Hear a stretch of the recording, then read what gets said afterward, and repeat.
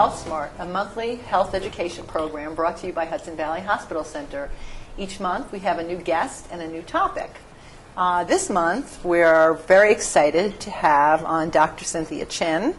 Dr. Chin is a new thoracic surgeon here at Hudson Valley Hospital Center, and she and her colleagues have arrived here. Dr. Berman and Dr. Weiser and Dr. Streisand will now be practicing at the hospital. So, Dr. Chin, I see here, as I mentioned, you currently practice at White Plains Hospital. I guess you're director of the Women's Cancer Services there, and you were formerly an assistant professor of cardiothoracic surgery at Mount Sinai Medical Center. So why don't you tell us just a little bit more about your background? Okay. Well, I went to undergraduate at Cornell. I actually grew up around the corner from here in Croton-on-Hudson. Oh. Then I went to Cornell for undergraduate, went to Stony Brook for medical school, and then did my general surgery training in Manhattan, and then completed my training with a 3-year cardiothoracic fellowship at Mount Sinai. Stayed on at Mount Sinai as an attending for 5 years, and then left and joined practice at White Plains Hospital 2 years ago.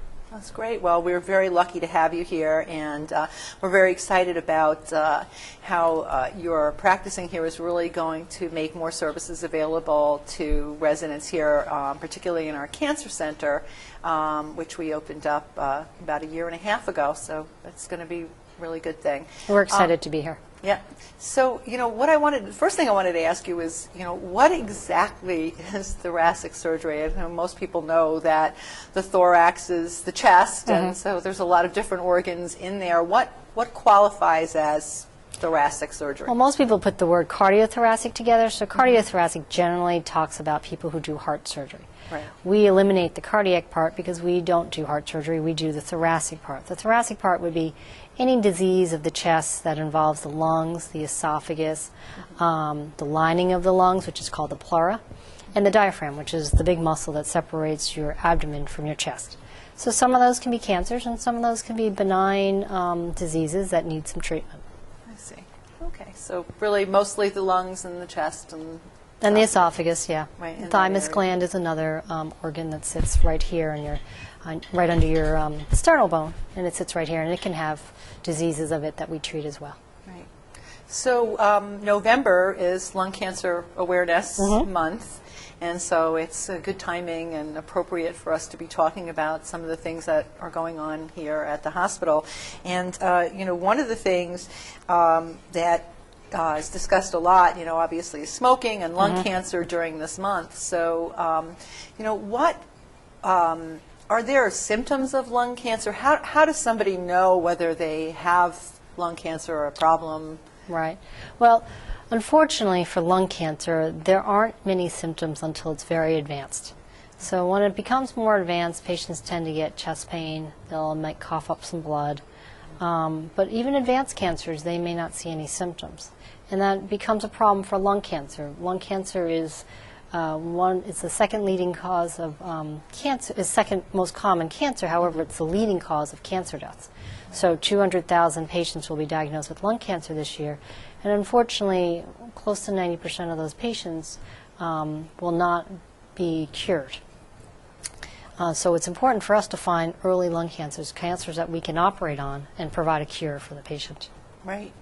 So, really, up until now, there really hasn't been sort of effective screening for lung cancer, and, similar to every year or whatever, at this point, I go for my mammogram, and so I know that, there are some screening out there for breast cancer, and that kind of gives me a bit of peace of mind. Right. So I understand now that there is a new, screening that's more effective to pick up lung cancer in earlier stages, and we're actually going to have it here at Hudson Valley Hospital Center, which I'm excited about. So maybe you can tell us a little bit about, how does that work, the screening, and who's a candidate for it? Okay. Well, lung cancer screening up until 2 years ago really was done by x-rays. Sometimes people would be asked to cough into a cup and try to check for cancer cells that way, and it's always been found to be not very useful. Over the years, many investigators have been looking at CAT scans to screen, and CAT scans are really a series of x-rays that are just done this way and then put together in a 3D dimension to visualize all of your lung. and that allows us to see smaller spots. So investigators have noticed that CAT scans over the years have actually increased patients' survival from lung cancer if the CAT scan finds an early lung cancer. So we are opening a CT screening CAT scan program here at Hudson Valley. The patients that we are looking to investigate or that would be part of this protocol would be patients older than 55 years old, and they would be someone who's smoked for more than 30 years, about a pack a day, and are either current smoker or quit smoking in the last 15 years. Those patients would be eligible for the study, and they could call the number, and even if they're not sure if they're eligible, they can call the number and contact us and see if they're eligible, and if they're not, we can also talk about other ways to help them. So if they're eligible, meaning that their health insurance will pay for the screening free of charge? Well, actually, the CAT scan, Hudson Valley Hospital is offering the community a free CAT scan. So currently, because there are no great screening guidelines for CAT scans, and that's going to change in the next couple of years because the U.S. government has finally recognized CAT scan screening for lung cancer as being an effective tool. So I believe Medicare and then private insurers will catch up. But currently, it's not paid for by insurance companies unless you have symptoms. We've already talked about it. When you have symptoms, it's a little too late. Exactly. So right now, it's not being paid for by insurance companies. So the hospital has, as a tool for their community, is offering a free CAT scan program. So it's not going to be applied to your insurance. It's not going to have anything to do with insurance. So you just have to meet the criteria for screening. That's great. Yeah. So people should definitely do that. Yeah, it's a fantastic tool. I mean, if someone's a smoker or a former smoker, even if you quit 10 years ago, you're still at risk, and it's helpful to have a CAT scan. Right. So speaking about smoking, what are, most of the patients that you see, that have lung cancer, are they former smokers or smokers? Or majority of patients are either current or former smokers. For women, it's about 20% of women have never smoked, and they have lung cancer. So not all lung cancer is associated with smoking.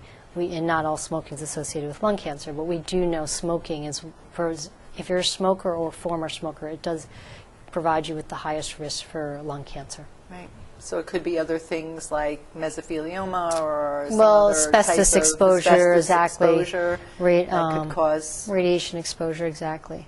So there are other things as well, but smoking is probably the leading problem. And without question, we advocate smoking cessation.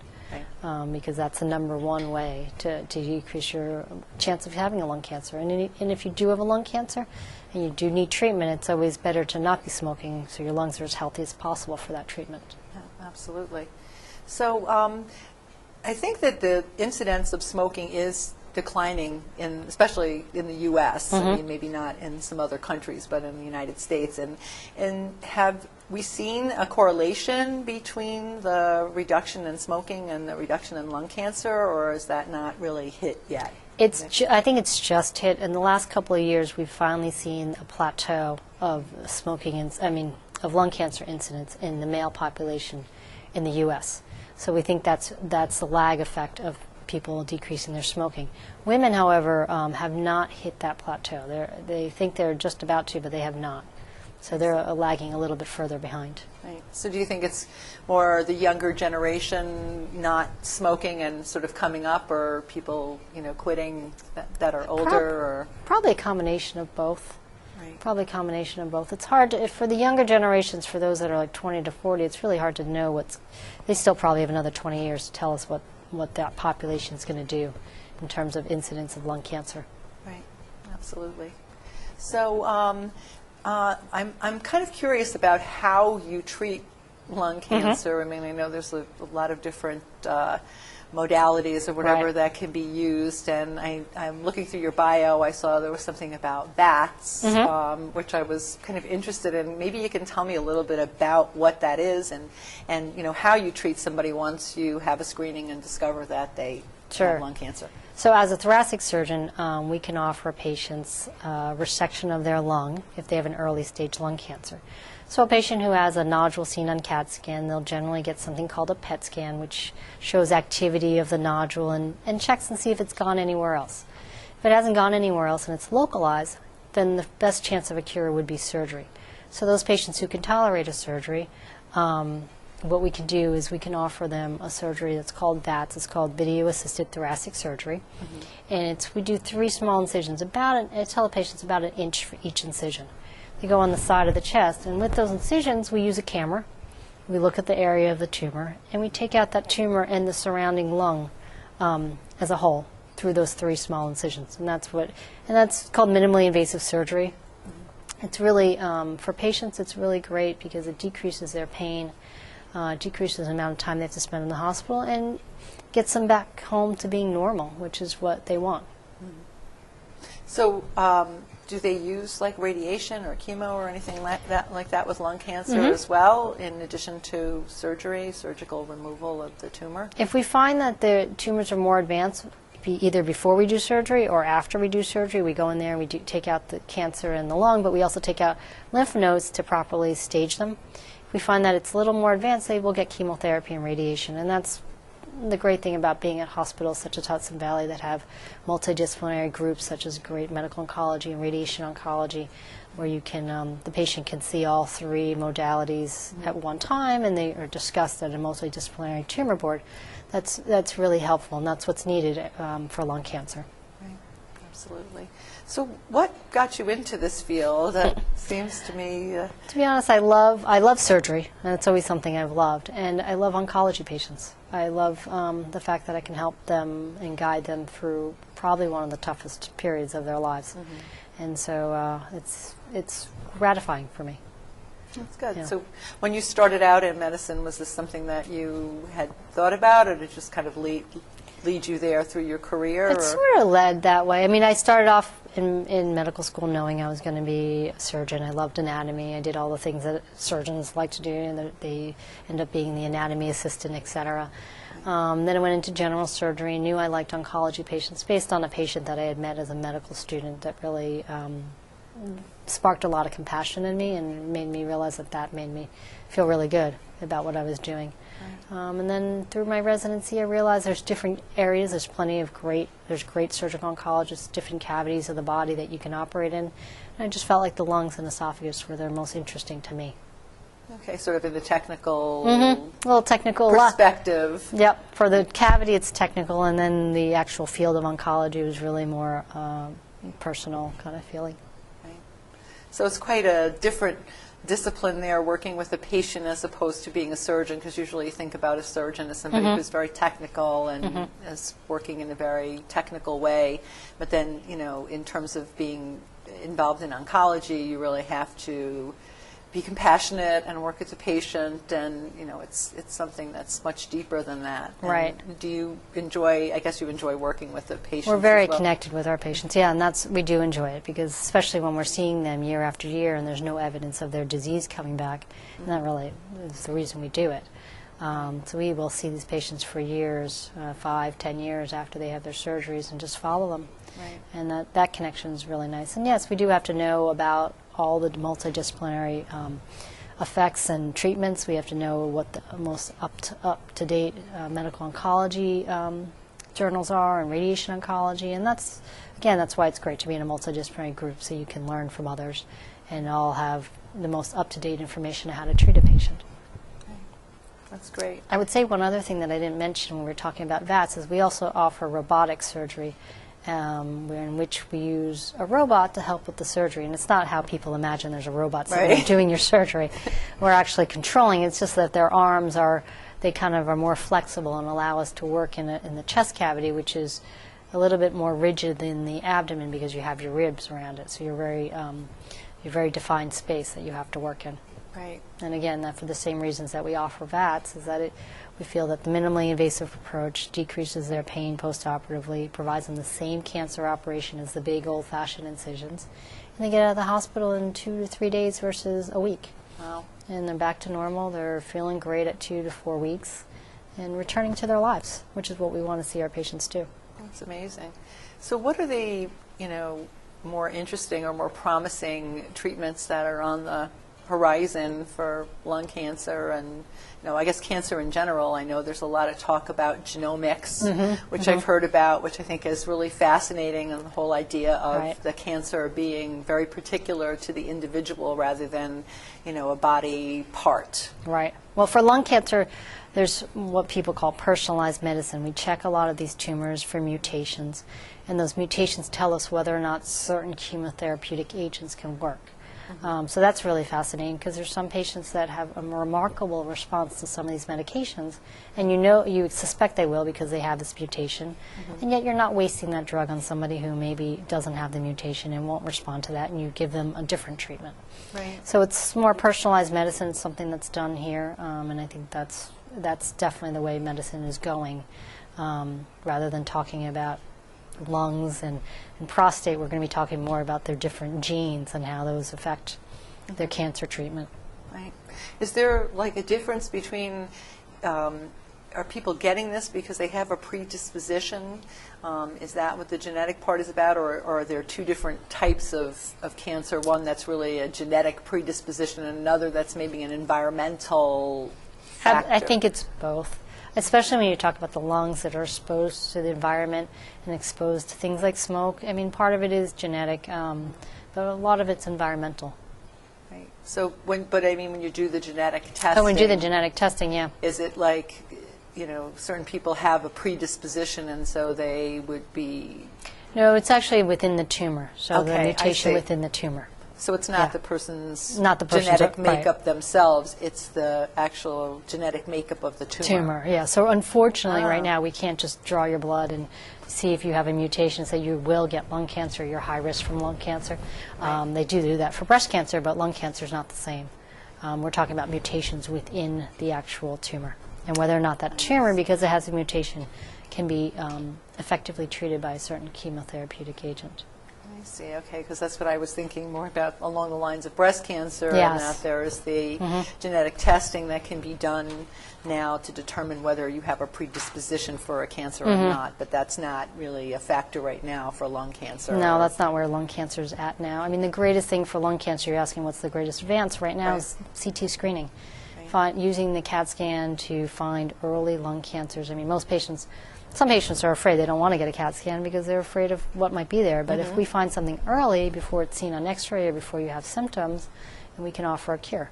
And so that, we feel, is the greatest advance in lung cancer at this point. Right. Well, I think that's true about anything. People don't want to really Yes. know what's going on, and they feel like, oh, I'm not feeling bad, and if there's nothing, wrong, then, why, test fate or whatever. But, that's the wrong thinking, obviously, because, if it's far advanced, there's really nothing that you can, or not as much as you can do for somebody once it's... I love when our patients come in and they're like, well, I don't feel anything. I'm like, that's perfect. That means you're healthy and this cancer's not affecting you. And it's early and we can do something about it. Right. Absolutely. So what are, some of the other things, we're not talking about lungs, but maybe about the trachea and some of the other diseases that you work on? I mean, I know that there's like reflux and problems there. So, what type of disease would that be? Is it cancer or something else? Well, there's other cancers such as esophageal cancer, which is cancer that can be from either people who smoke and drink and get cancers of their esophagus or the upper esophagus, and people who have bad reflux and they don't treat it can get cancers at the lower esophagus just above their the division between their stomach and their esophagus. So there's two types of esophageal cancers, and those are often treated with what we call trimodality, just like lung cancer, with chemotherapy, radiation, and surgery. So that's another surgery that in patient population that we're very interested in. We do advise patients who have reflux to see their gastroenterologist to really be evaluated to make sure that they don't have evidence in their esophagus of injury from all of that acid that's leading them and predisposing them to a cancer. Right. So that can develop into cancer over time in certain people. Absolutely. If you have reflux, if it goes untreated, or whatever, because I guess it changes the structure of your lining or right. Your whatever. stomach is used to seeing stomach acid, but your Right. esophagus is not supposed to. So it's not made to withstand that acid, and so Right. the constant acid going into your stomach, into your esophagus, can cause it to change, like you're saying, and Right. make it change into and have the cells make a mistake and become a cancer. Right, right. So it seems that we're hearing more and more, though, about this. Is it just because people are more aware of, reflux? I mean, maybe it's all those television commercials about, acid reflux, but, Right. Years ago you didn't really hear so much about that. It's actually on the rise, and I'm not sure why. To be honest, I don't think I can answer that. I don't know. Do we live in a more stressful world? I have no idea, but it is on the rise. Maybe diet or, That's a good point. So there's a lot of things that it could lead to, but it certainly is something that I think more and more people are aware of. And, it might not be just, indigestion or whatever. It could be, something more than that. So people should. Right. Well, having one time having heartburn, fine, but if you're having it chronically, definitely should be evaluated by your doctor. Right. So going back to the lungs for a minute, there was one thing I didn't ask you when I was curious about. Once, you have the screening or whatever, I know I've done a little bit of reading about this, and that people are sort of reluctant. It's kind of like, well, I've had the screening and then something shows up. How do you determine, is this something serious enough for surgery? Is it something that should be monitored? Right. Where is that, sort of fine line? It's a great question, because people do worry about CAT scanning someone and seeing all these little things, and are we poking people that are for things that aren't anything. Right. And so when we set up a screening program, as we are at Hudson Valley, it's important to have it be multidisciplinary. So a surgeon, a pulmonologist, an oncologist, a radiation oncologist, all be involved, so that when a patient has something in a CAT scan, we can all look at it and say, okay, well, that's a small nodule. It doesn't have any characteristics that are concerning for us, and so we can just follow it with another CAT scan in 6 months. Right. Or a year. If they're very small nodules that are under 5 millimeters, which is pretty small, then we follow them in a year.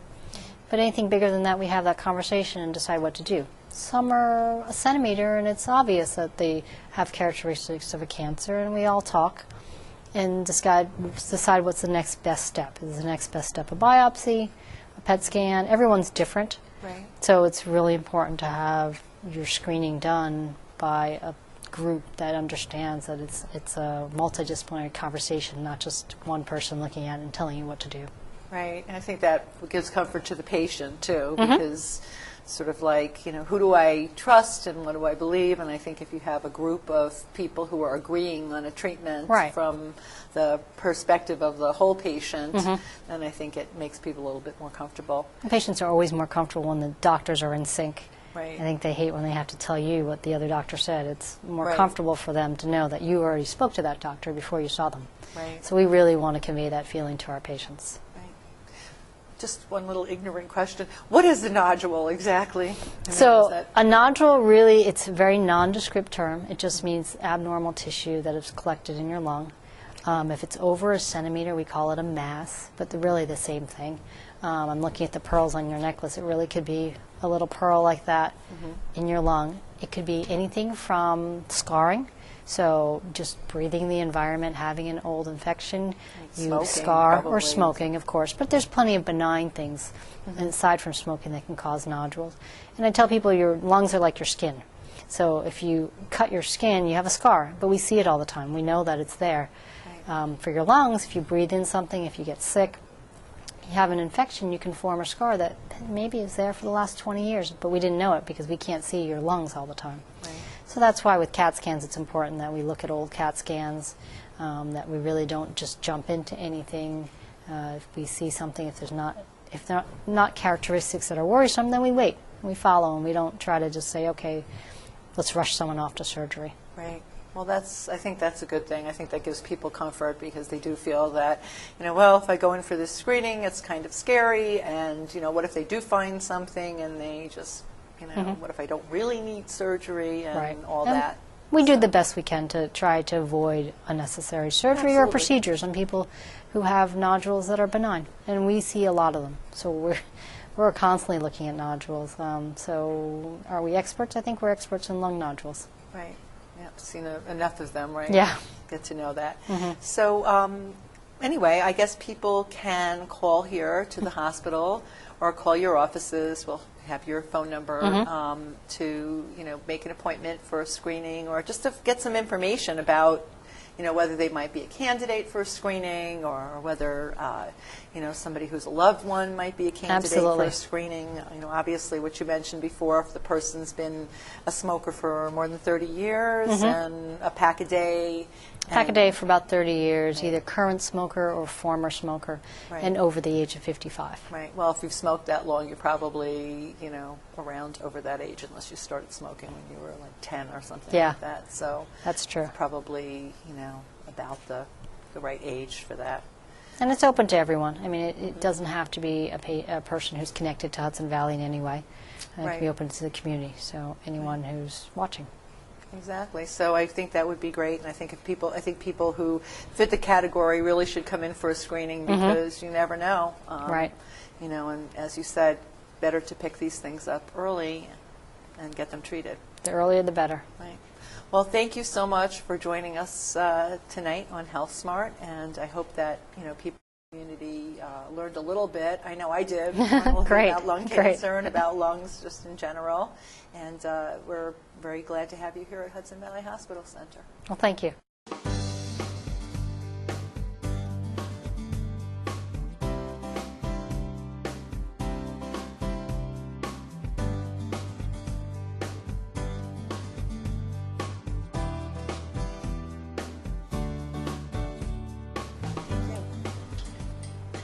Thank you for joining us for another issue of Health Smart.